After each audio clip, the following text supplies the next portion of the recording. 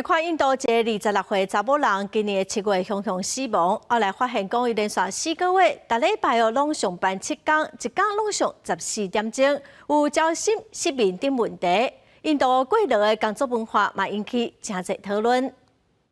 26岁安娜被认为是因为疾病而死亡，伊妈妈写批后，安娜接头来公司安庆列校会计师事务所，在社群媒体传开，批中强调查某囝工作期间承受真大压力，严重焦虑失眠，伊相信这压力造成查某囝雄雄死亡。进前无任何相关报告指安娜有健康的问题，伊妈妈表示伊身体健康，过拍球过准啊。 We are growing at a great pace when you are competing with your global counterparts is even more high. Youngsters are facing is due to overload. They don't get time in between their work. 印度真侪领域伫全球要起来，或者是扩大版图，真欠人。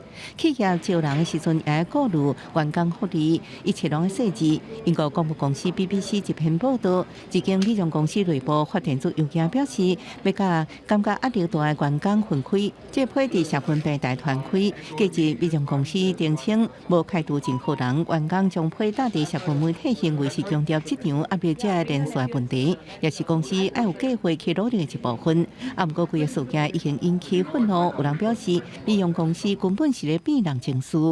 The HR policies, most of the corporates, the large one, even the mid one, they have best of the HR policies on paper. Somehow it becomes a culture where you are not intervening to stop the exploitation of the junior folks.